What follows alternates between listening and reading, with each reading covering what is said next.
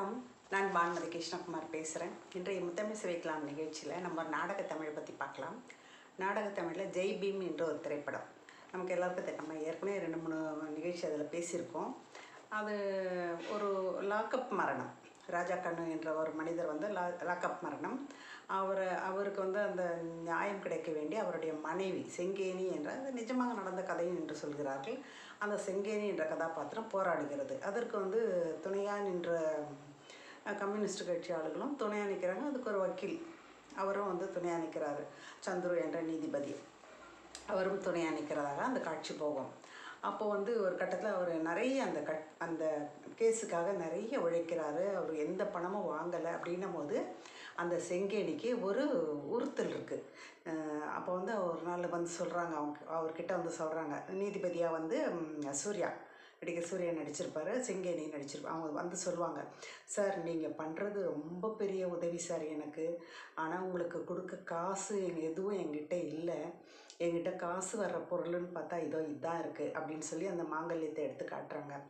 அந்த தாலி வந்து எடுத்து காட்டினோன்னே அவருக்கு சங்கடமாயிடுது. அப்போ சொல்கிறாங்க, தங்கத்தில் வந்து தாலியை பூட்டி வைக்கணுன்றது அவருக்கு ரொம்ப ஆசைப்பட்டு அது கஷ்டப்பட்டு எனக்கு சம்பாரித்து கொடுத்தாருன்ற மாதிரி சொல்லுவாங்க. அதுக்கு அவர் ரொம்ப கஷ்டப்பட்டார், அதான் பார்க்குறேன். இல்லைன்னா இதை கூட நான் விற்று உங்களுக்கு காசு கொடுத்துருவேன் அப்படின்னு சொல்கிறாரு. அப்போ அவருக்கு ரொம்ப வருத்தமாக போயிடுது. என்னடா இந்த அம்மா இப்படி நினைக்கிறாங்களே அப்படின்னு சொல்கிற மாதிரி. அப்போ அவருக்கு வந்து அந்த அம்மாவை தேற்றணும், சமாதானமாக சொல்லணும்னு அவருக்கு தோணுது. அவர் உதவியாக தானே நம்ம செய்கிறோன்னு நினச்சிட்டு அந்த குற்ற மனப்பான்மை அந்த பெண்ணுக்கு இருக்கக்கூடாதுன்றதுக்காக இப்போ இவர் சமாதானமாக பேசுகிறாரு. பிறக்கும்போதே நான் வக்கீலாக பிறக்கலை, மனுஷனாக தான் பிறந்தேன் அப்படின்றாரு. அதாவது அந்த மனித நேயம், மனிதத்தன்மை என்பது டு த கோர், அடிப்படை ஒரு எண்ணம், மனம், அது வந்து எல்லாருக்கும் இருக்கணும். அதுக்கப்புறம் பின்னால் வந்து ஒட்டிக்கிறதா பட்டம் பதவி எல்லாம் அப்படின்றது. அதனால் அந்த பிறவி குணம் மாறாமல் நான் நடந்துக்கிறேன், இதில் உங்களுக்கு எந்த குற்றமான பன்மை தேவையில்லைன்ற மாதிரி அவரோட பேச்சு இருக்கும். அப்போ அவர் இன்னொரு உதாரணம் ஒன்று சொல்லுவார். பாம்பு கடித்த உயிருக்கு ஆபத்தாக அவசரமாக ஒருத்தரை கூட்டிகிட்டு வராங்க. அவர்கிட்ட காசு இல்லைன்னா நீ வைத்தியம் பார்க்க மாட்டியா அப்படின்னு சொல்லி கேட்குறாங்க. அவங்க வந்து மலைவாழ் பெண்மணி. அப்போ அவங்களுக்கு வந்து அந்த வேர் வைத்தியம்லாம் தெரியும். பாம்பு கடித்தா அதுக்கு எப்படி வைத்தியம் பண்ணோன்றது அவங்களுக்கு தெரியும். அதை குறிப்பிட்டு காட்டி அவர் கேட்குறாரு.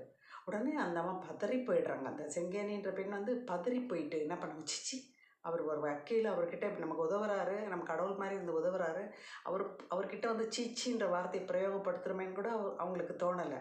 பதறி போய் அப்போ அவங்க சொல்கிறாங்க, சிச்சி காசும் உசுரும் ஒன்றா சார். ரொம்ப அருமையான வசனம் இல்லை அது?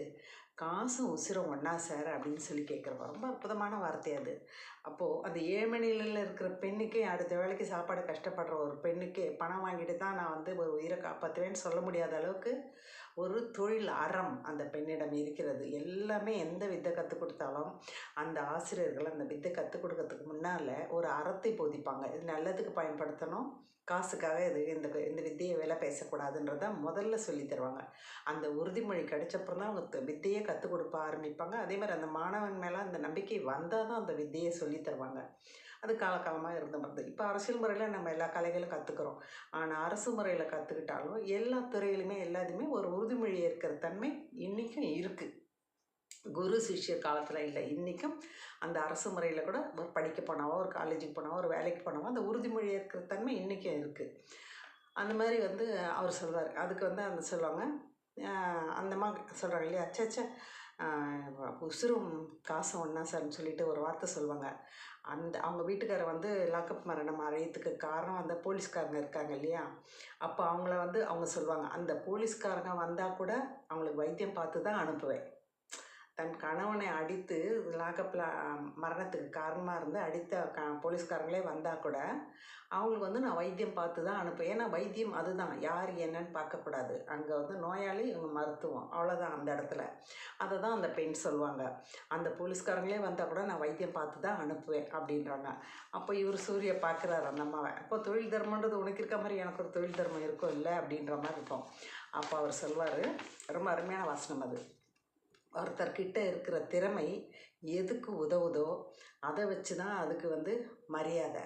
உன்ன மாதிரி பாதிக்கப்பட்டவங்களுக்கு நீதி கிடைச்சிதுன்னா அன்னைக்கு நான் நிம்மதியாக தூங்குவேன், எனக்கு அதுதான் ஃபீஸ் அப்படின்வார். அப்போது ஒரு ஏழையாக இருக்கிறவங்களுக்கு சமயத்துக்கு உதவுறது ஒன்று இருக்குது இல்லையா, காலத்திலும் ஞால பெரிதுன்னு.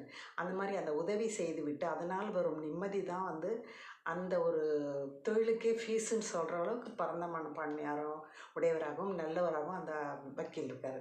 அதே மாதிரி தான் ஒவ்வொரு மனிதர்களும் அவங்கவுங்க எல்லைக்குள்ளே உட்பட்டு இந்த மாதிரி ஒரு நாளாவது நிம்மதியாக தூங்குறதுக்கு 10 இடத்துல சம்பாரிச்சாலும் ஒரு இடத்துல ஒரு ஃப்ரீயாக ஒன்று செய்யணும்.